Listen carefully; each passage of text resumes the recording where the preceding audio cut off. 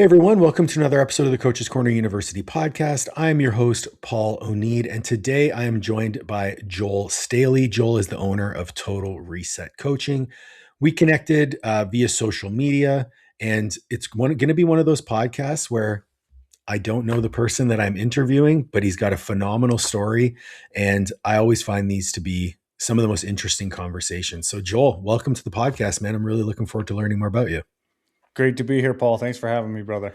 So, I mean, why don't we start at the top? Like, your story is one that's very, very interesting. You know, in speaking to our mutual contact, Alex, he mentioned that you'd built this great business. Obviously, fell into some challenging situations with your health. Tell me about what's going on. How did you get here today? Sure. Yeah. Depending on how far back you want to go, essentially, probably like a lot of your audience, I always knew that I wanted to be quote unquote my own boss, do my own thing. And fortunately or unfortunately, the only thing I've ever really been exceptional at is fitness. But the flip side of that was I didn't want to own a gym because I didn't want to just be in a box all day. And then you have people like flushing shit down the toilet and have people like machines breaking and people complaining. And then you're like tied to one location. So that was never for me. And I made an honest attempt at being a one-on-one personal trainer for a little while, but I also realized right away that that wasn't the freedom I was looking for either, because I worked a corporate 9-to-5 job and I just wanted to get out of the cubicle. And I remember distinctly looking out the window at this big blue sky and like this huge city I was in. And I'm like, man, the world is so big and yet I can't leave this cubicle. It's pretty insane. And then one day, this was probably back in 2016, I saw a YouTube video and the title of it was, "What is an online fitness coach?" I'm like, what is an online fitness coach? I didn't even know that was a thing. And this was 10 years ago. And the guy's name was Gabriel Say, I believe it was, but he just went through like, you help people plan their nutrition, you help them, you prescribe workouts for them, you hold them accountable. If you're good and smart, you niche down and build a community around it. And I remember I ran into my girlfriend at the time, now wife's bathroom, and I was like, I got it. I'm going to be an online fitness coach. And she said, no one wants an online personal trainer. They want face-to-face. Right. I was like, well, this guy's doing it, and he seems to be living his best life. And so I just took an honest stab at it. I started coaching some people both in my corporate office and then just friends of friends. I'd done some like physique shows and whatnot. So at the time I was helping people track their calories and macros and doing meal plans. And I had like Trainerize or my PT Hub or some app at the time. And man, I loved it until we had our first daughter, Kennedy, a couple of years later. And then I realized on her first day of daycare that my side hustle didn't have any side time anymore. I went from my corporate 9-to-5 job, and then after work, I was clocking in to like change diapers and relieve mom and be like a dad now.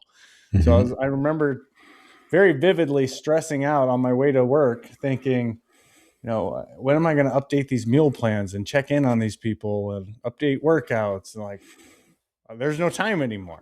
Right. And so I had like, I guess you could call it almost like a mild anxiety attack on the way to work. It just felt like it's time to shit or get off the pot type of scenario. And even though I only had probably 10 clients paying me $97 a month,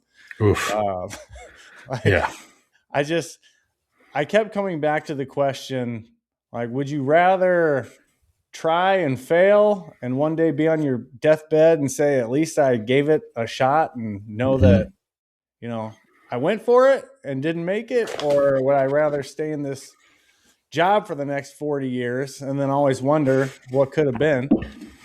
So I ended up calling into my job and quitting on that Kennedy's first day of daycare. When you only had 10 clients?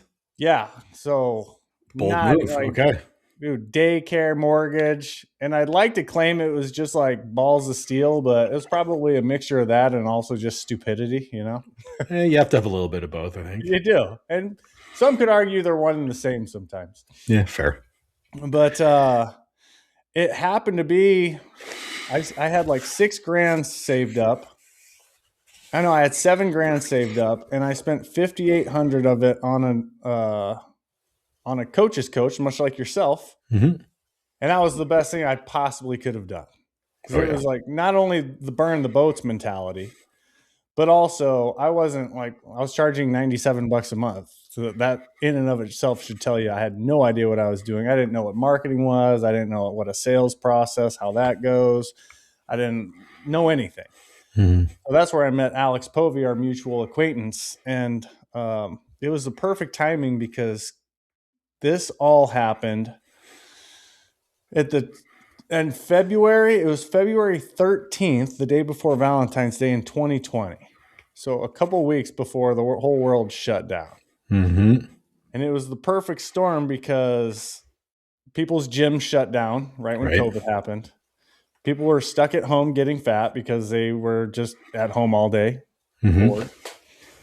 And then also they were getting pumped with stimulus checks. So they were like, oh, I got this extra money coming in and I'm getting fat. I better do something. And my gym's closed. So my business just went just like skyrocketed. Same. Yeah. So that was essentially how everything got started. It's really funny how I speak to a lot of entrepreneurs, a lot of coaches. They start off in this position that they like ultimately you had a career, right? You're earning a living, you're able to pay your mortgage, but there's just something missing. And for a lot of people, making their passion their job kills the passion. Were you ever afraid of that? No, I wouldn't say I was afraid of that. I was more so afraid of the alternative of I was afraid of being just like a high-paid corporate slave. And then like I was afraid of the comfort because comfort will slowly kill you. And I knew it. It was just, could I create that? Could I knock that first domino down, which is like quitting my job and drawing that line in the sand that is saying, dude, I'm doing this. Come hell or high water, I'm making it happen. And I mean, man, it is scary, but I also remember like I called my sister, I called my mom, my dad, I called some friends, and I let them know, yeah, I just quit my job. I'm going all in on this coaching thing. They probably thought you were fucking nuts. Yeah, and I was so oblivious. I didn't even realize how I must have sounded. But you would think I'd be terrified. I felt so relieved. I'm like, I did it. Like I did the hardest part. I committed to myself. I'm going to do this. Yeah, I was in a similar situation. So my background is in sports performance. So I was a college strength coach for about 5 years, and then had a burnout from that, which is a very, very challenging lifestyle to live. Ended up going to work in the corporate sector. Was doing disability rehabilitation for an insurance company. Luckily for me, I was working from home, but it was just a job, and I was still, in my heart, I was like, I'm still a coach. And at the time, I was doing very well in powerlifting. I was ranked in the top 10 all time in a couple different weight classes, and started having a lot of powerlifters reach out to me for coaching, and just started taking it on the side, built it up. 10 clients became 20, 20 became 30, 30, 40. And in April of 2020 is when I went full time. But by that point, I was already, I think my roster was at like 76 or something like that. So I went the opposite direction. I was like, I'm going to create as much stability as I can before I step away. Yeah, probably a little smarter of a decision, but at the same time, I think I could have been further along if I made the decision earlier. For me, it came down to self-trust. I didn't necessarily trust myself to do it on my own until I had proven it. Was there any question in your mind that you were going to be successful, or were you just like, no, I'm going to do this. I'm not going to fail. I've always had this delusional belief, and it's a superpower, and also it's my cross to bear. It depends on the situation. For sure. But I always think that things are going to be so much easier than they actually are. By the time I realize that's not the case, I'm way too committed and far along to stop. I think that's a gift. I think, yeah. Yeah. Like I think, how hard can it be? You download my PT Hub, you tell people you're taking clients, they're lining up at your door. If I build it, they will come. Exactly, yeah. It's a And field of then it's dreams like, approach. and then you realize no one's at your door, and you're like, okay, well, there must be a step I missed. Right. Okay, what's this marketing thing? Okay, I got to post on social media. Okay, so I'm posting on social media. I'm getting like a lot of likes and comments and stuff, but still nothing's happening. Oh, okay, well, like sales. Well, yeah, there's a sales thing, and it's just like you keep going one step. So for me, it's always like, oh, I have one more step, and then you take the step, and you're like, oh, there's one more step, but it just goes on for 10 years. Yeah. Yeah. I always joke with people when I'm, starting with them on a mentorship. It's like, just so you know, you're never going to feel like you've arrived. And they're like, what do you mean? I'm like, because as you grow and as your business grows, everything will break and you'll have to rebuild it. And then it's going to break. And then you're going to have to rebuild it because every stage of growth leads to something breaking. And there's always a missing step somewhere. And they kind of heed it as a warning. I'm lucky that, my people listen to me. But that was a rude awakening for me. I remember, we built the business to a certain point, and then all of a sudden I was like, yo, none of this is going to work if we're going to grow anymore.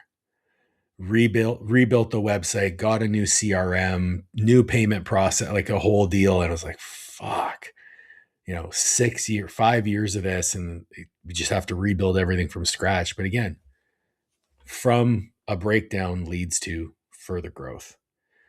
For you, you mentioned you hired a mentor right away. Most people are afraid to hire a mentor. It seems like you kind of just were like, no, I need one if I'm going to make this happen. Not at all. No. Nope. No, I'm just like every other guy. I let my ego hold me back for far too long. Truth be told, Paul, I got closed, dude. I got closed, but it's the best thing that could have happened for me. So I pretty much a guy offered, his name's Dave Smith. He sold his business now, but it was Online Trainers Federation, OTF. Okay. And so he had this giant Facebook group filled with online coaches, personal trainers, and whatnot. Great model back in the day when you had a Facebook group and it reached people. And he'd send me like a Loom video every few weeks. And he's like, hey, Joel, I'm on your website. I just noticed like there's a few tweaks that would make a big difference for you. Let me know if you're free tomorrow. We can hop on a Zoom and I can walk you through a little bit about what I'm thinking. I'm like, oh, okay, cool. Yeah, I could definitely take some advice. And then you get on, and of course, it's the old bait and switch sales call. And then, you got the feelings going and then whatnot. And I gave him a price objection because I just quit my job and didn't really have any savings. And then I'm like, yeah, let me check my bank account. And he's like, cool, go ahead. I got nowhere to be. I'm like, oh, shit. So I pull up my, bank account. I had 7,000 in it, and he asked for 5,800. And I'm like, do you do a payment plan? He's like, if we broke it into a 2-pay, would that help you out? I'm like, yeah. He's like, all right, let's do that. So I'm like, oh. Yeah, you got closed. I got 100% closed closed. hardcore. And you know what? I'm thankful for it. Very thankful. Because if I you don't know what you don't know. Right. And not only did like he have systems and like ideas and stuff, but that was just another domino where it's like, I'm stacking bricks now in my commitment to make this happen. Absolutely. So talk to me a little bit about the last few years, because, going through your page, talk to me about your health. Obviously, you have a beautiful family. Business was doing well. Alex mentioned, you grew it to a certain point. Like, let's go to that down the last couple of years. Yeah, business was good. Still is good, but last year, I was on a trip with a group of guys. So I have my initial 90-day fitness program. Okay. And then, as you know, I'm sure the cream rises to the top. So after the 90 days, the like top 10, 20% get a special invite to move into what's known as the winner circle. And it's just all guys that have been through my program that are just cut from a different cloth to just go do gangster shit together pretty much. Month after month, we're running like crazy challenges. We're just doing wild stuff. Cool.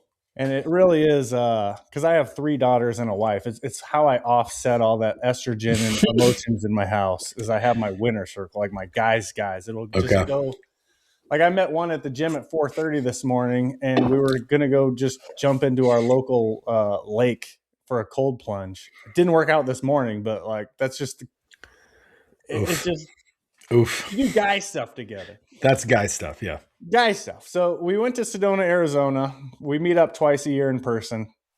And this was in early March of last year, late February, early March. And we had been off-roading all day. We got some off-road vehicles, and we were like hiking and eating steaks, drinking tequila, doing man stuff. Fuck yeah. And I woke up the next day, and my lower back just felt like someone had cracked like a folding chair over it for some reason. Very WWE reference. Okay, I get it. Yep. Yeah, out of nowhere. I went from like 0 to 100. My lower back is in, I couldn't even tell if it was my hips. I couldn't tell if it was my lower back. I couldn't tell if it was my gut, but just something like everything was messed up. And so I gritted through the trip. The plane ride home was like a nightmare I'll never forget because it was just agonizing pain and you're stuck in this little seat between two fat guys, you know. Classic. I'm usually the fat guy, but okay. But so long story short, I thought it was I was doing very high doses of nicotine, like Velo pouches is what they're called. Yep. Like the 9 milligram.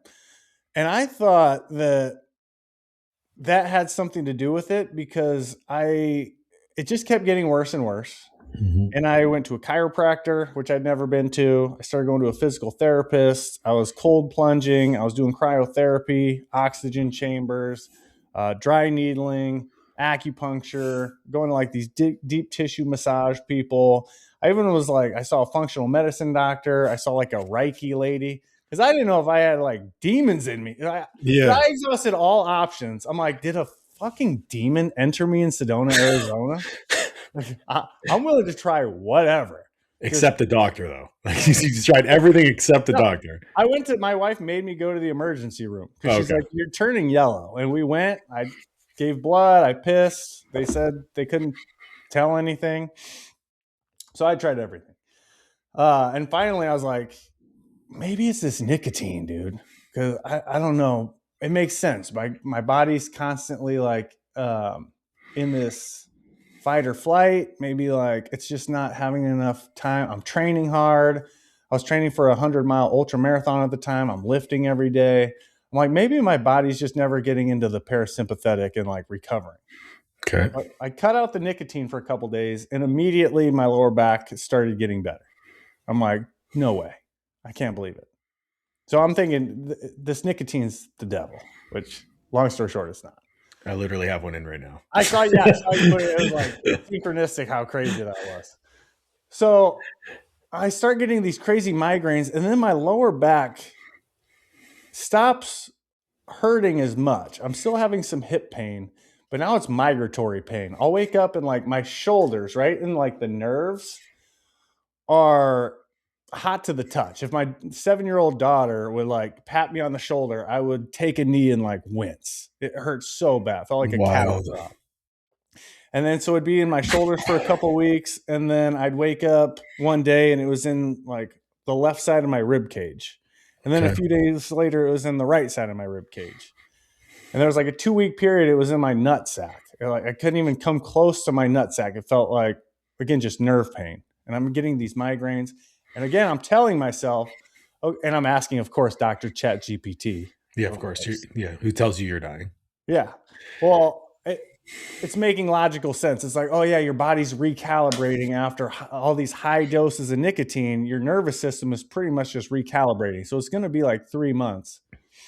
I have this dry cough, dude. Every night I'm dry coughing. I can't finish a sentence without like coughing. And 3 months comes and goes, and nothing's getting better. Until one day in September of 2025, I wake up, I go to the gym. Yeah, I'm still going to the gym. I shouldn't be going to the gym, but mentally I need to get to the gym. Yeah, you have to do something. I have like the worst leg day of my life. My cardio shot. I'm having to like sit down between the leg press machine and the leg extension machines just because walking 30 feet is like too much for me. My shoulders are like, have these mountains, these growths are like growing on my shoulders. Long story short, I go home and my bottom part of my face goes like completely numb. And I didn't want to bother my wife with this because you got to think about, for the last 6 months, if I told her about every little thing, I would just constantly be bitching. Right. Oh, my shoulder hurts today. Oh, my nuts hurt today. My rib cage hurts today. My back hurts. So I just bury it deep, dude. I text my neighbor. I'm like, hey, are you going to be home today? And she goes, yeah, why? What's up? I go, well, my face just went numb and it's probably nothing, but if I text you 911, can you just come like swing me to the hospital? Because as far as I know, stage 1 is your face goes numb. Stage 2 is you start slurring your words. And stage 3 is you have a stroke. Right. And no one's going to be home with me today. So I'm not going to know if I'm slurring my words or not.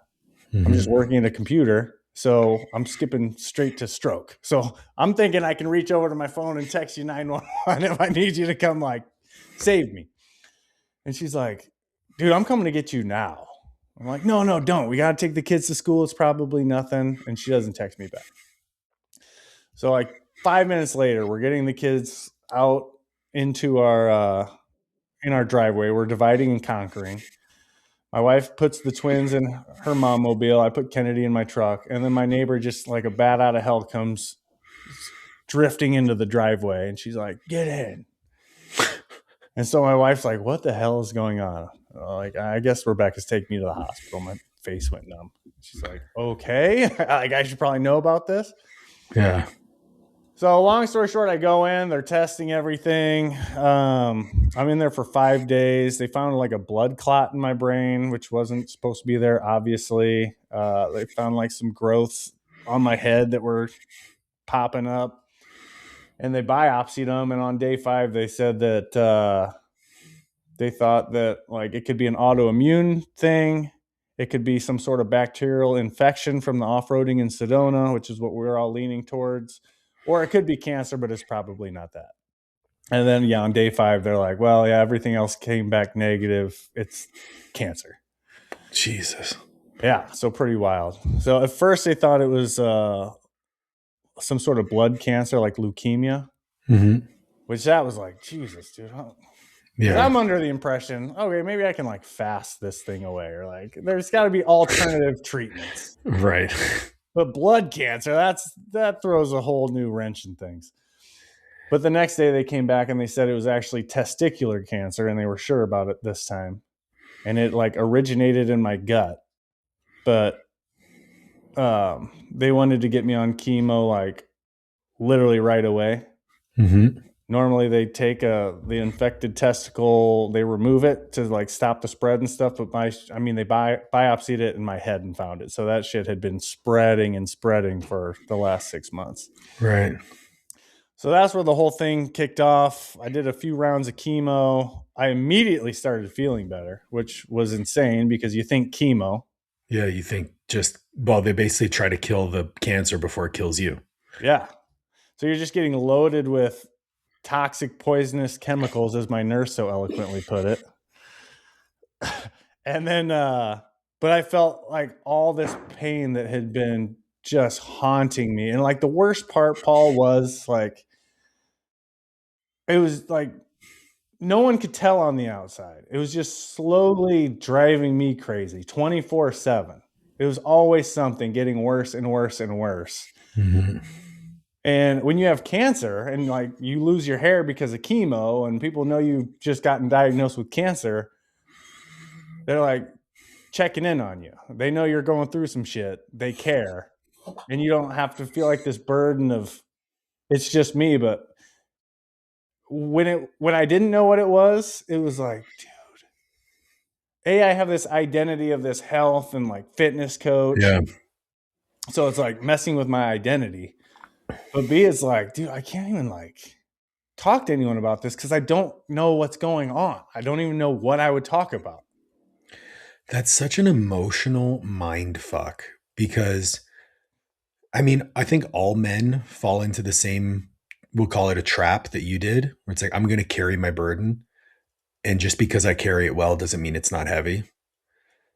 And then at the same time, you want to be a provider for your family. So you got to show up for your clients. You got to continue to build the business. You want to show, that you're doing all the things as well. So you're still training, you're still running, you're still where on the inside is just eating you away. And then on the flip side, once you get that answer, that diagnosis, you would expect that there would be some relief, but at the same time, now it's a different burden that you carry. And all these people that were oblivious to your previous situation are now attentive to your needs. How did you deal with that emotional piece of it? Because to me, it's just so many conflicting internal messages. For the first 6 months, man, I felt like there was this emotional buildup inside where I'd be taking my 3-year-olds at the time to daycare, and we'd be listening to like a Disney soundtrack, and the Encanto would come on where that strong lady's talking about, like, it's called Surface Pressure is the name of the song. And she's talking about, like, don't worry, your big sister's got it. Like, I'm worthy. Leave it to me. But she's like getting crushed. She's like stretched as possibly thin as she can possibly get. But everyone's relying on her to be the strong one. Mm-hmm. And I remember I would just like start to cry taking my kids to school. And a part of me was laughing because, like, dude, are you serious? You're like this quote unquote alpha male fitness coach crying to this Encanto song in front of your little girls who probably think you're the biggest pussy in the world. But the other part of it was like, I felt like I could get a couple drips of I felt like there was this dam holding all these emotions and like all these feelings back. And I wanted to get them out, and I could get like a little piece of them out. I felt like I was always so close to like having this breakthrough of like, dude, I need like a good cry, or I need to like go out to the woods and just scream or something. Like, it wouldn't come out. It was like this. I was like the blue balls of emotions. It was the worst. Yeah. And then I remember when the doctor came in, I was by myself in the room, which was kind of a blessing. Because I would have wanted to be strong for my wife and shit like that. Of course, yeah. But it was like one of the times she wasn't in there, and I got the diagnosis. And I just remember, like, after he left, I had like a 5-minute cry. And I just remember verbally saying, like, what the fuck am I going to do now? I'm fucked. So, because you don't have sick time. You don't have, I mean, I'm sure you had health insurance at the time, but like I would personally, the first thought would be, my first thought if I was in your position, which I couldn't even imagine, would be, I need to be strong for my wife. She cannot be burdened by this. The second thought would be, I need to be strong for my children. They need to know that their dad is strong. But the third would be, how the fuck am I going to support my family if I can't work? Exactly. That was like 1, 2, 3 spot on. So what, obviously you're going through chemo at this time. Did the business change? Did it downsize? Because I'm sure you can't do like winter circle getaways while you're going through chemo.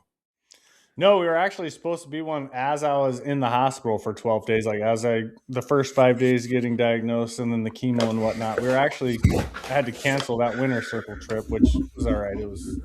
It wasn't like one of our huge ones. But the biggest things I had to do was I hired an appointment setter. Okay. Because every third week I had 2 weeks off, which off means I'm still going to like 1 or 2 appointments a day, but they're not all day. But every third week it was 25 hours of chemo, like 5 hours a day, Monday through Friday. Jesus so there was Christ. Really no like just sitting in a chair with an IV, basically. Sitting in a chair in like a cancer ward surrounded by sick people. So even if I wanted to do like a group coaching call, it was a joke. Right. Because like Oh yeah, my health coach is in a cancer ward. Like I'm literally in way better health than this guy. So dumb. So I hired an appointment setter. I scheduled any calls that got scheduled just earlier in the day, later in the day. Like I made it work, but Mhm. yeah, man, it was a wild time. And so currently in remission, good to go, or are you still battling?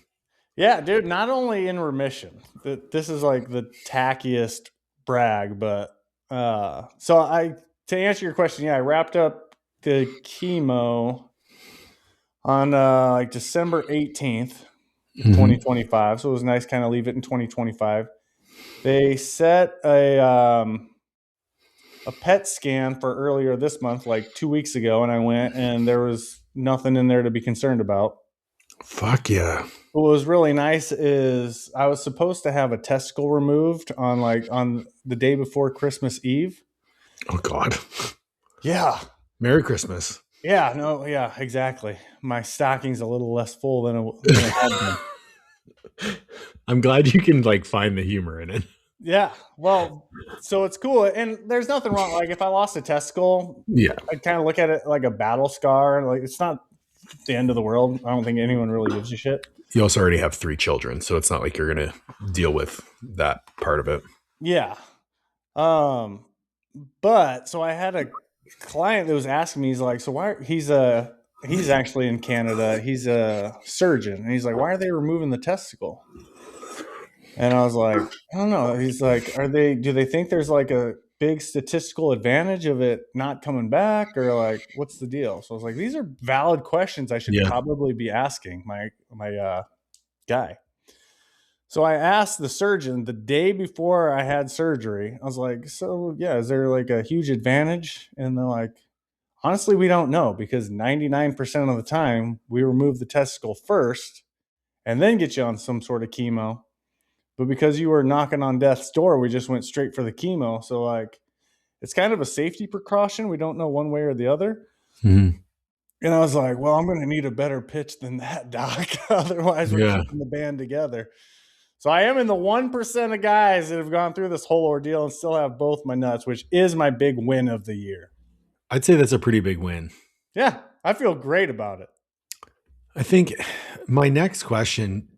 So I've been on a big kick lately of working with coaches to talk about their personal stories because my theory here, or my working theory, is with the advent of AI, your expertise is kind of out the window in terms of a differentiator, right? If I know the questions to ask an AI, I can ask it and I can get all the information that I need. I'm not going to be able to have the context. I'm not going to be able to have the individual approach that coaches give.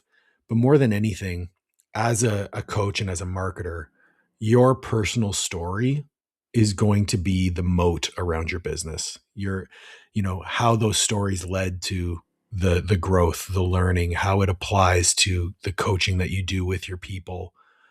As you're going through this, how are you, maybe now that you're on the other side of it, have you thought at all about how you can use this story to help more people? I have, but it's a thin line. And number one, I agree with you 100% with the AI. I don't Mhm. think information has been an issue for a long time. I mean, we've had Yeah, I agree. YouTube. Yeah. I think community. I think as AI gets more prevalent, I already have AI fatigue. I mean, Yeah, for sure. I read people's like books or even like ads you see on Facebook. Dude, I had a guy cancel the winner circle who's been with me for like 4 years last week. And he literally ran his text through ChatGPT before he sent it to me. You Oh could yeah. tell. Sounded nothing like the guy sounded. ChatGPT has a very distinct way that it talks, and it uses those Yeah. stupid little lines between words. This is like a Yeah. dead tell. But I have such AI fatigue that my working theory is as AI gets more prevalent, the need to be around more people or like community is only gonna exacerbate that. I actually so I'm actually giving a talk in Arizona in a month about how coaches can leverage AI to amplify their voices. And one of the things I'm going to touch on is that I believe we're in a recession of connection.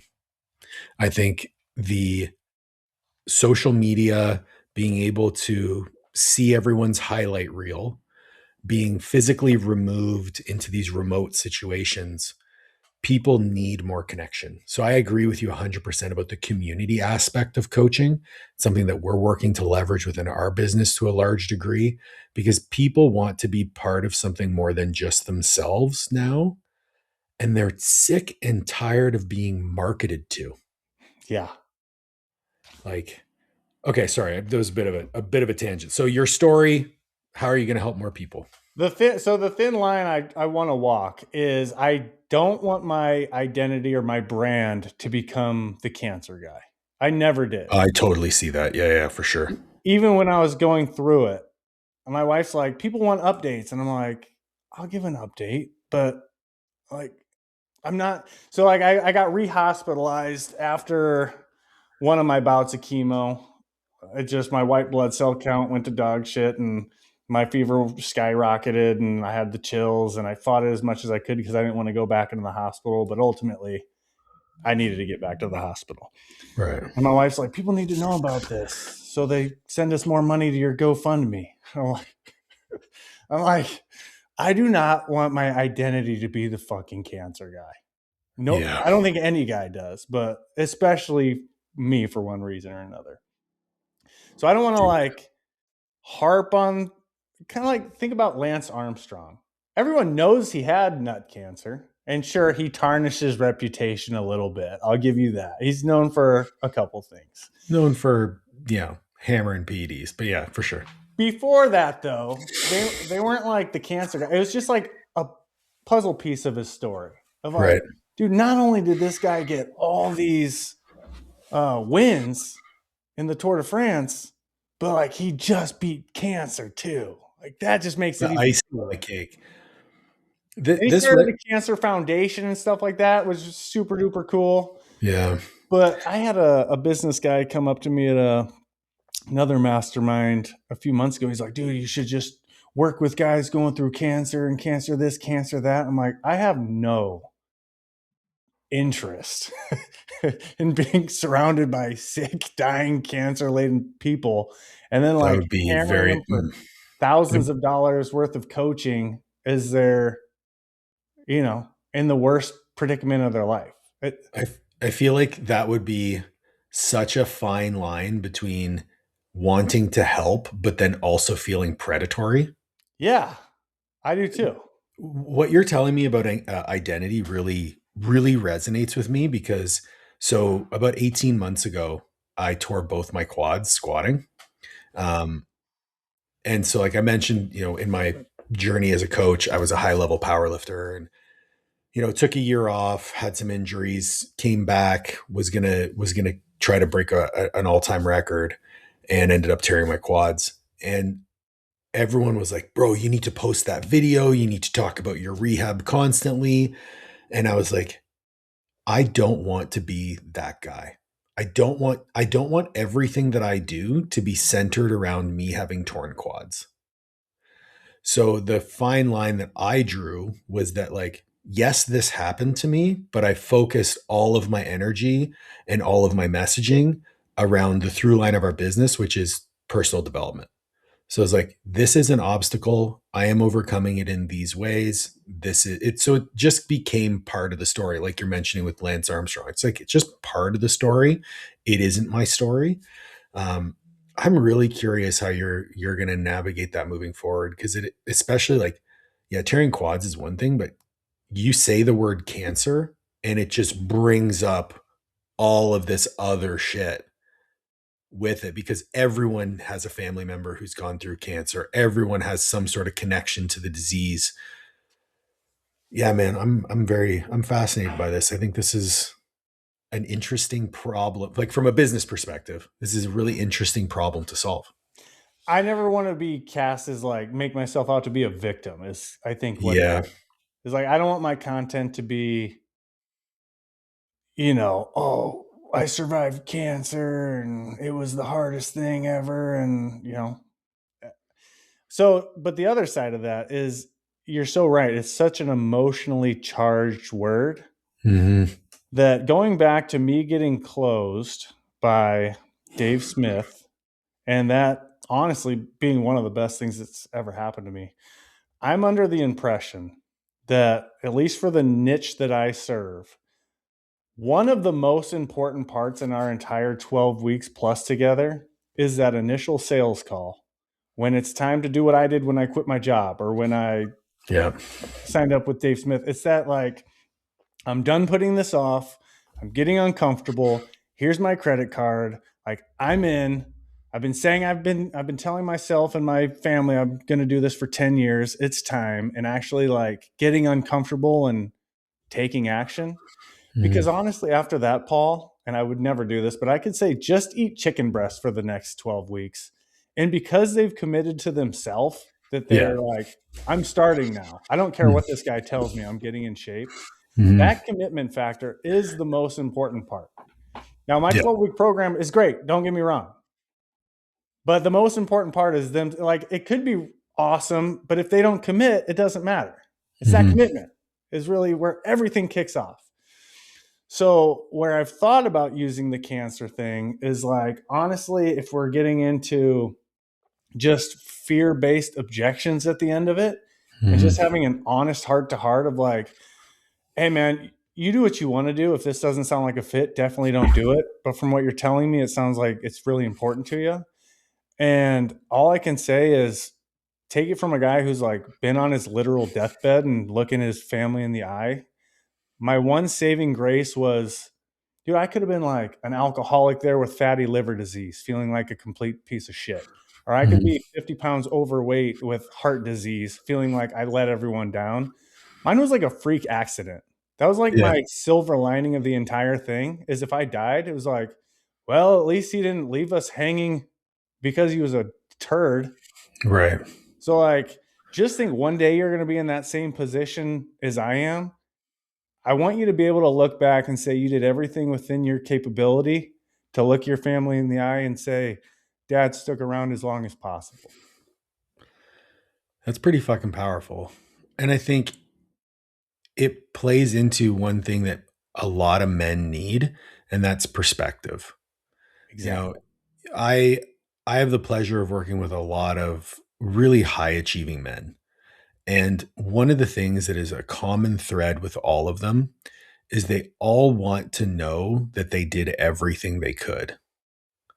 Like, and again, you mentioned earlier, it's a superpower, but it's also a cross to bear, right? It's allowed them to achieve all these amazing things in their lives, but it's also something that's broken them down or caused them to hold on for too long to things that weren't for them, succumbing to that sunk cost fallacy or being so stubborn that they wouldn't pivot. But at the same time, I think the benefits of that mindset far outweigh the risks. And if you can do it in one area of your life, I think doing it in other areas just becomes a lot more easy, but you need that catalyst. You need that person to make the connection, and I think that's where we as coaches come in. It's like all we do is just show them the path to make people say how you do one thing is how you do everything. I think that that's true, but it's a skill. Like you need to learn how to apply that elsewhere, and I think that's, for you as a coach, maybe that call to action of, hey, I've been in this position on my deathbed and I was able to make the connection and I can help you make that connection too. I think that's going to be really, really powerful. Yeah. I want to be able to tap in to that emotional charge when I need to for someone else's benefit, but I don't Mhm. want it to be my legacy. I want it to be like a chapter of my story. And I think if you do it that way, it will be. I still do think that sharing your story will create a lot of resonance, but you definitely don't want to be the cancer guy. No. That's like I feel like that'd be not number one. You want to talk about emotionally draining business is dealing with people with illnesses. Like Oh, my when the guy corporate said job. that, I was like, I can't think. So after being in this cancer ward, dude, I'm like surrounded by 70 and 80-year-old dying people. Like, I Right. can't imagine this being my livelihood. Yeah. When I was working in the corporate sector, I was working in disability rehab. So like people who are on disability from work, it was my job to coordinate their treatment plans and get them back to work. I cannot tell you how emotionally draining it is to only speak to people who are like critically injured, depressed, you know, illness. Like it is so heavy. And we got a lot of support, like continuing education and therapy support, and like because they knew how heavy that job was. Man, I couldn't imagine that being the job that I chose for myself. Not only did I not want to be known as the cancer guy, I was determined to not lose any weight. So the reaction I wanted Okay. was after going through this whole ordeal was people to be like, I thought that fucking guy had cancer. Like, I want to, like, I'm meeting my buddies in Vegas in a couple weeks. And literally my driving force has been when I show up, I want them to be like, how have you gotten in better shape, dude? You literally just went through 3 months of chemo. Like, I when watched it happen. when are you going to be in Vegas? The 26th through March 1st. Oh, I'll be there like a week before you. Damn. That would have been cool.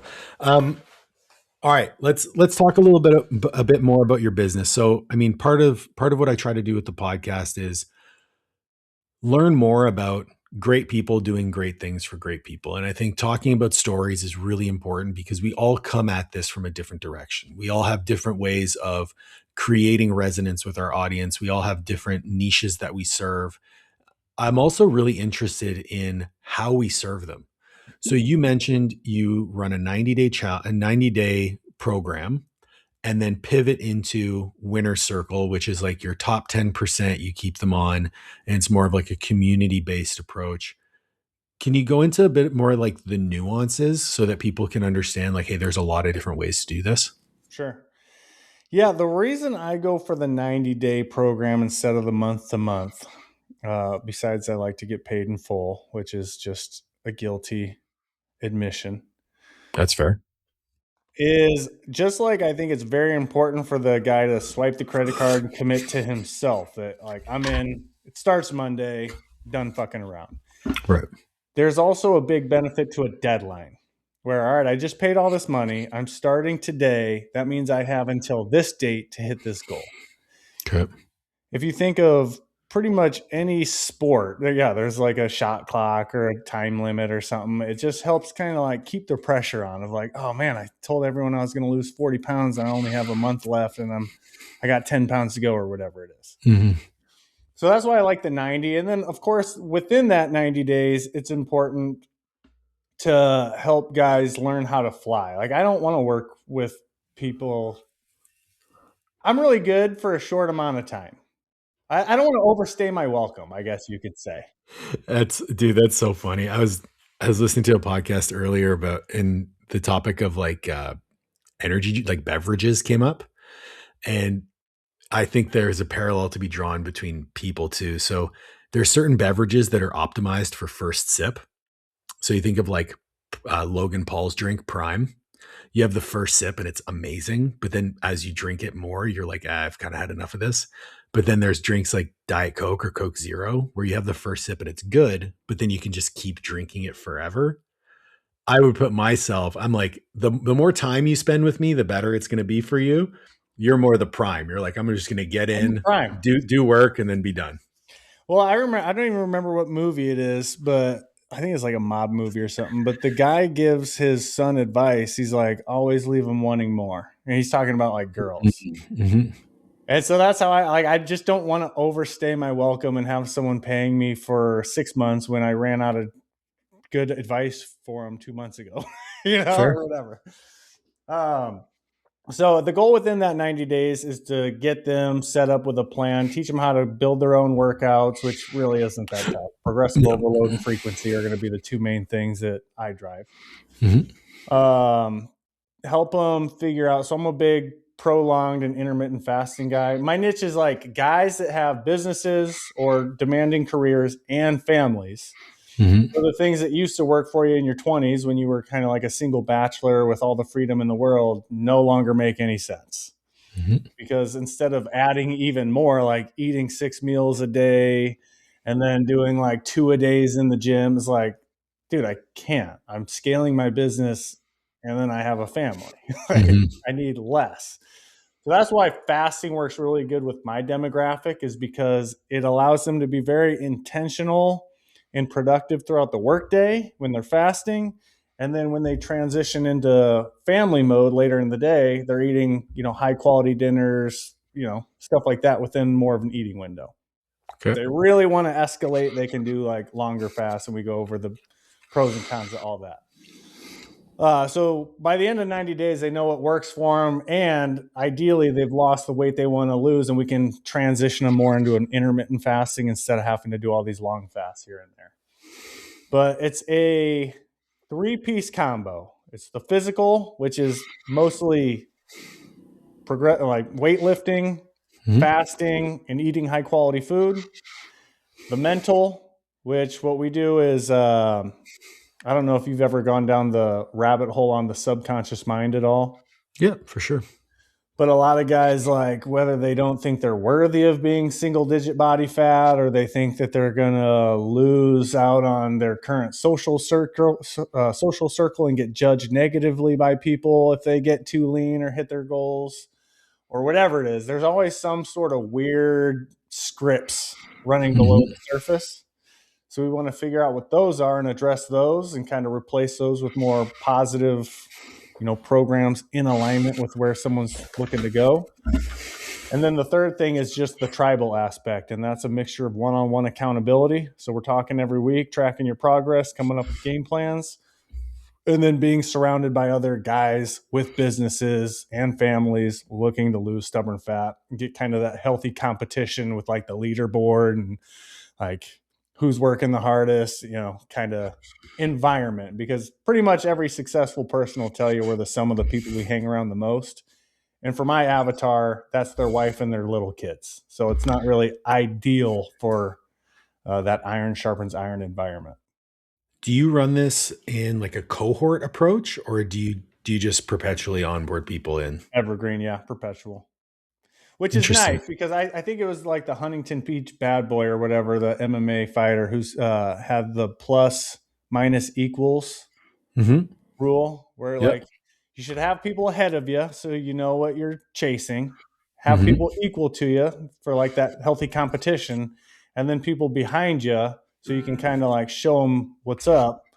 It seems to be the perfect setup for someone that's going through my program, because they not only have access to all those, but they go through all those motions themselves. And do you have like kind of education modules within it, or is it all just like one-on-one and then the group calls? Yeah, definitely. So I use School. Okay. I used to have like a course built out in ClickFunnels or some Kajabi thing or whatever like that. But no, Mm-hmm. everything's in School now. But yeah, walk through like the diet aspect, all the workouts are in there. Why the workouts are programmed the way they are is in there. And then pretty much the questions you get asked on repeat, you just make a video and put it up there so no one asks you anymore. And do you have any assistant coaches, or is this all just you? I did at one point back COVID days for a few years. I had 3 accountability coaches, I'd call them. Okay. Couple things happened. Most of them were furloughed when I had them on, so they had all the time in the world, and then they went back to work and things started getting missed. Mm, So that was a problem, and I was like shelling out a lot of money for stuff, honestly, I could just easily do myself. right. And then after doing some client interviews, like post 90 days, not everyone, but enough people to warrant a change had brought up. They felt like maybe they had gotten the bait and switch because they felt like they were going to Mm, be working with me as their coach, and they got pawned off onto one of my 3 accountability coaches instead. And so, and not only that, Paul, but I got into coaching because I do enjoy coaching and well, I would hope so. Yeah. helping guys level up. And got to a point I was like, all right, how's the marketing doing? Okay, where are the numbers at? Dirt, dirt, dirt. All shit I really Yeah. don't care about. I'm in the same boat. Like even though I do a lot of mentorship, I will always coach clients. I just for me, and this is gonna be my next question, is like so I cap my client load just to make sure that my service delivery can stay high. Do you operate with like, okay, I can have a certain number of people in the winner's circle at one point. I have a certain number of people who I can have in the 90 days at one point, and you kind of make sure that that balances out, or is the organization of the business such that you can handle things at scale? Winner circle, I keep to about 20. Okay. And these are guys, I honestly think maybe I brought one guy in last year is because Okay. I've been running with the same core group of guys for years now. And it just, I don't know if when the right guy comes along, he'll probably get an invitation, but we're so close that I don't know. Yeah, That's my baby. I want to protect that. for sure. Not to say we couldn't have more people in, but it just hasn't, I guess, worked At out. that, I'm not yeah, you want to actively, protect the community. You don't want to bring in the wrong person. no. Yeah. As far as the initial 90 days, the way things are set up, I could, I typically work with about 30 to 40 guys at a time. That would have been my guess, especially if you're running like a high touch model like you do. Yeah. I could handle more though. So back again, when I had accountability coaches, we had a little bit north of 100 sometimes at a time. Hmm. But do you work with women or just guys? Both. Yeah. Okay, cool. One thing I've noticed about, I used to work with some women. I've always been primarily guys, but maybe their wife would join or some lady at the office saw someone's results and got involved, or I wouldn't like turn them away. But I work exclusively with guys now. And one thing I've noticed is after that initial commitment to themselves, Hmm. they really are low maintenance, where Yeah. a couple group calls they have access to each week, a text message a couple times a week to make sure like they're on it if they're Hmm. not posting all their stuff. So the way things are set up in my program is it becomes obvious if because someone's supposed to post their workouts and post like their meals, Hmm. it takes like 2 or 3 seconds a piece. Yep. If someone goes 2 or 3 days without doing either, that's like my tripwire of like, oh, Paul's slacking. I better call him up and make sure like everything's all right. Tell him to get back on it. Right. But for the most part, a couple text messages a week and being available for questions and shit. The guys I work with are so low maintenance, they don't need a whole lot. It's so interesting you say that because I feel the same way. A lot of my guys who like are again the high achievers, once they have a roadmap that they trust, they're all in. Yeah. And so like, yeah. Um, dude, I have a couple questions that I ask all the guests as we finish up. I want to be mindful of time. If there was a billboard on the side of the highway for everyone to read while they drove by, you could put anything on it, what would it say? Oh, dude. If you're fat, fast a little bit more. No, I would say community over AI. I like that. I like that. And the last one is if there was someone that you would like to see me interview on the podcast, who would it be? The caveat being you have to help me get them on.